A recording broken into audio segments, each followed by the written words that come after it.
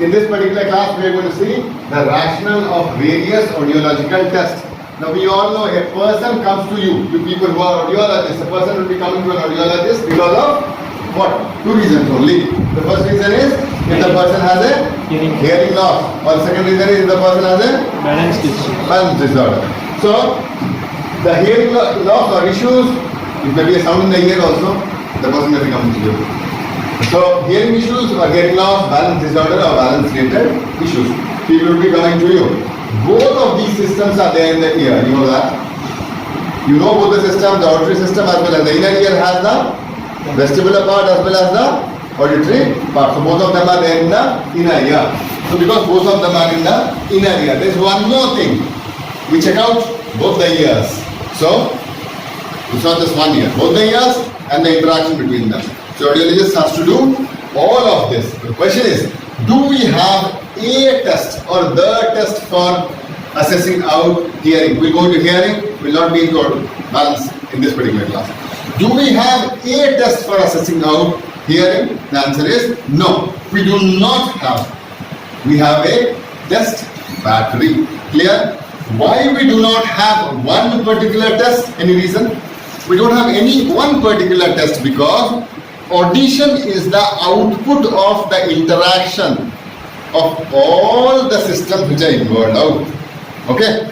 We have read out that the conductive mechanism, that is the external ear plus the middle ear, they emerged out because we had to compensate for the impedance mismatch. Correct? They emerged out because of that.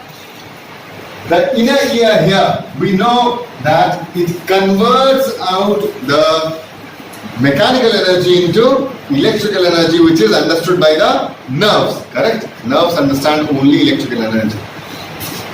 Furthermore, this particular shell-shaped thing known as the cochlea is, it's what? It's known as the end organ of hearing, and it is non-linear.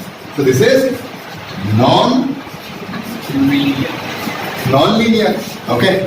The third part which comes out is, or the next part which comes out is the auditory nerve, or the eighth cranial nerve inside the internal auditory meatus, which carries up information beyond. And that particular internal auditory meatus, or the bone through which the auditory nerve and the vestibular nerve go in, this particular area is very much prone to having tumors. Correct? Acoustic neuromas, that's a misnomer. Vestibular schwannomas. This internal auditory meatus is very much prone to it. So we have a series of tests which is done for the auditory nerve. Okay. Then we have the central auditory pathway, which has a series of nerve nuclei contributing to quite a bit of signal processing, contributing to quite a bit of shaping of the signal so that we get a clear signal. Okay. This particular noise which is coming in gets chopped off by this particular path. Furthermore, a lot of time and intensity differences so as to identify out the source of sound is done by this particular area by the interaction of both the auditory pathways which are there. Right? So we have the central auditory pathway, and then we have the auditory cortex, which is a part of the central auditory pathway. On top of that, there will be a series of people coming in faking out hearing loss because they require out some other benefits. Okay. People having hearing loss are given a disability certificate based upon which they can get in concessions in travel, jobs, so many other things, right? So they will be faking out hearing loss also. So there will be a functional hearing loss. So based upon whatever I explained, we will be having a conductive hearing loss if there is a problem in the external ear, middle ear, a sensory hearing loss if there is a problem in the cochlea, a neural hearing loss if there is a problem in the auditory vestibular nerve. Okay, this neural and retrocochlear is same. So we have a neural or a retrocochlear hearing loss if there is a problem in the auditory nerve. We have a central hearing loss if there is a problem in the central auditory pathway and the auditory cortex. In the central auditory pathway, a cortical hearing loss hearing loss if the auditory cortex is affected, and finally somebody can fake out a hearing loss also. So these would be the 6 types of hearing loss which would be there. Now to identify out these types of hearing loss and the degree of hearing loss, we need a series of tests. Correct? Because there is so much involved into it, there is no one test for it. So today we are going to discuss about the series of tests which are used and the rationals. We'll do it quick. So for example, a person comes to you with a complaint of hearing loss or a hearing issue. What do? The first thing which you do is you take a case history. Why you take it, I don't need to explain, right? It has been told. The second thing is we do a tug test. We pull out the ear, we examine out the ear to see any pain, any swelling, any deformities or any other issues there. Correct? We do the tug test. The third is we do a otoscopic examination to have a look into the external auditory meatus in a part and the tympanic membrane, how it is done. Then we do some tuning fork tests like the ringing, the bing, the squawatch or the absolute bone conduction. It's a screening test. The tuning fork test would be helping us to screen out the presence of conductive hearing loss, and some amount of degree of hearing loss can also be guessed out. Then a choice of a series of tests begin. Generally, when an adult comes in with hearing loss, the first test would be the pure tone audiometry.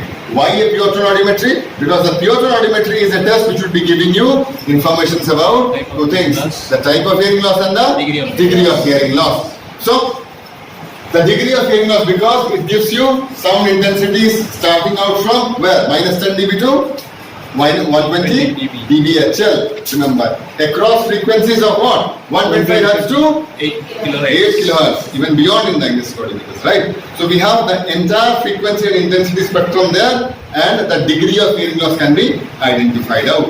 We do a air conduction, then we do a bone conduction. The bone conduction gives us a AB gap, and this particular AB gap would be giving you the type of hearing loss. So the first test which will be giving you type and degree of hearing loss of both the ears separately is your tone audiometry. Now that's the rationale why we use it. Furthermore, there is an advantage that we get the option of something known as masking.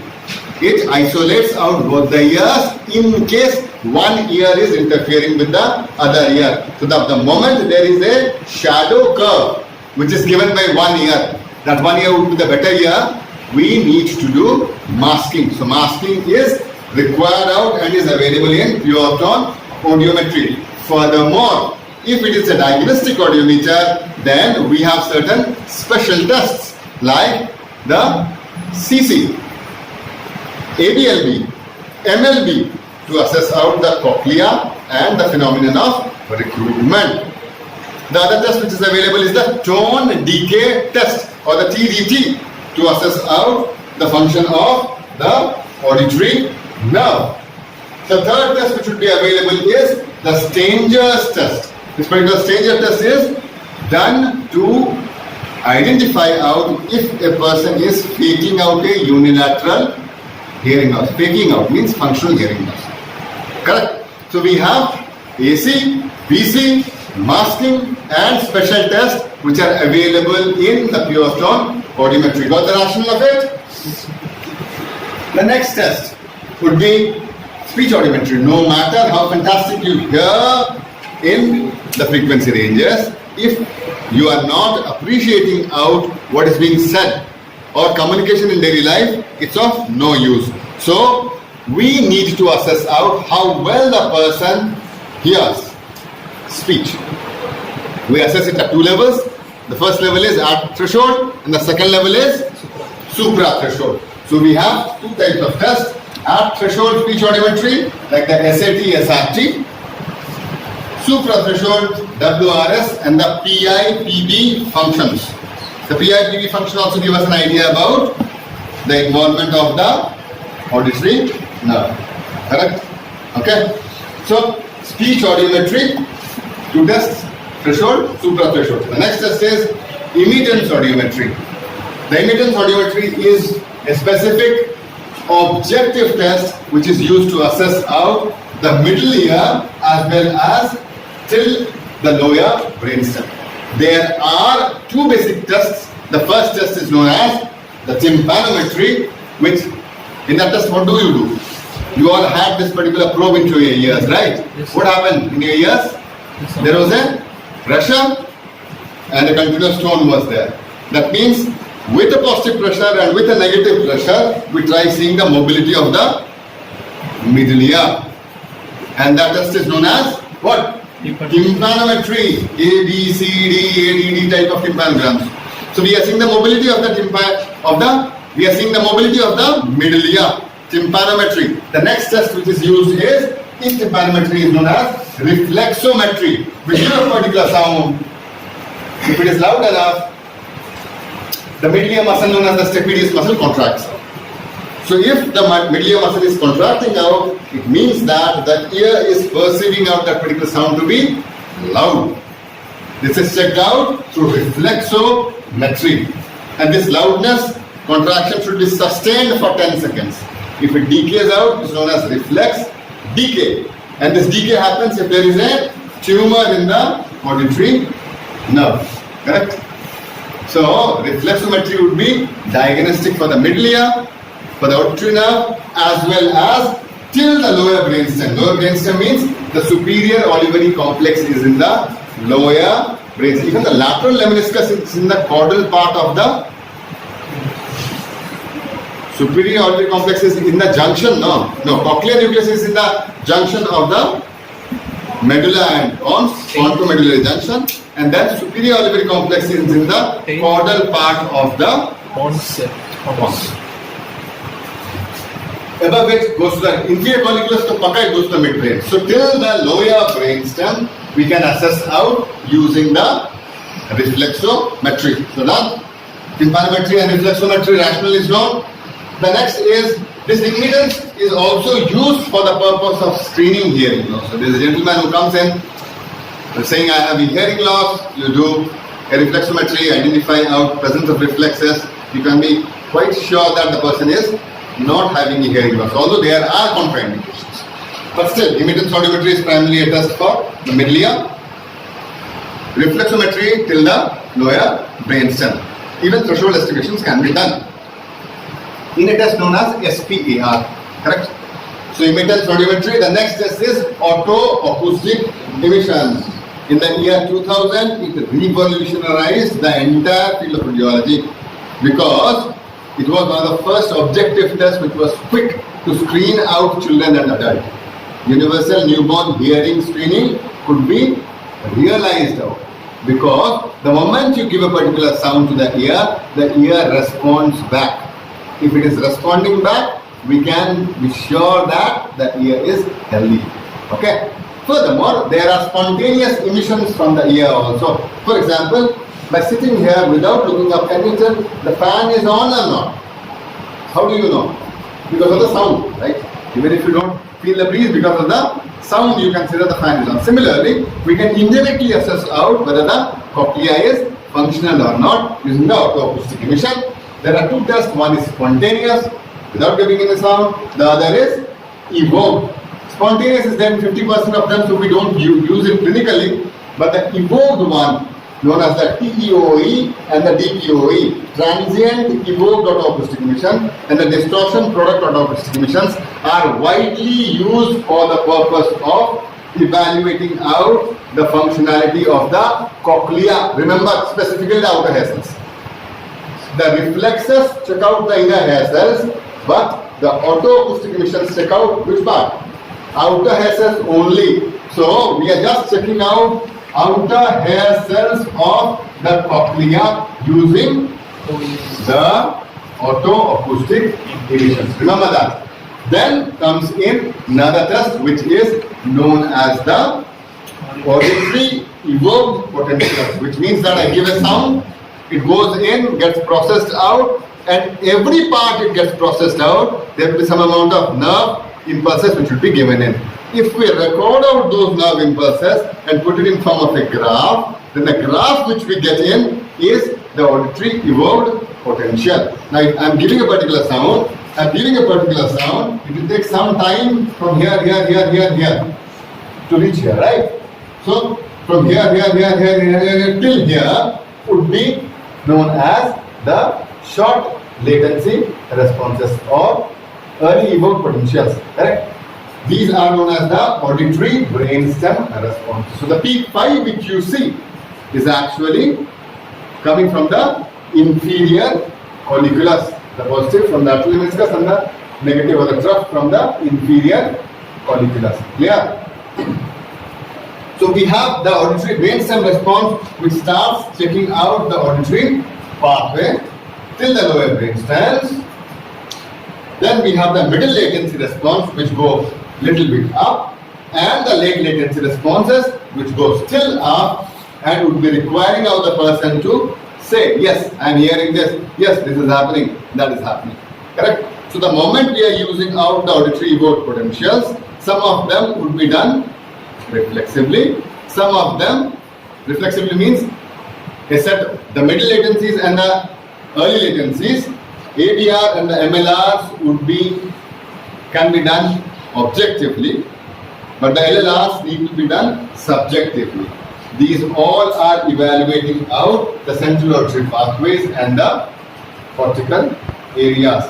The last test which we have is the ASSR or the auditory steady state response. In this particular test, we try getting a audiogram by giving in some frequency and amplitude modulated tones, which means the pure tone audiogram which we try doing and getting responses is obtained using tones which are modulated and which can be done objectively. The child is sleeping, we give in different types of tones, and we try taking in responses, and we try plotting it on the audiogram to see the responses. This is yet to be established out. The best responses are again in the same range of 2 kHz to 4 kHz. The others are overrated. The low and the high frequencies are overrated, underrated, etc. So we are not very much sure about the ASSR, but still it is one of the objective tests which has gained out quite a bit of popularity. Clear?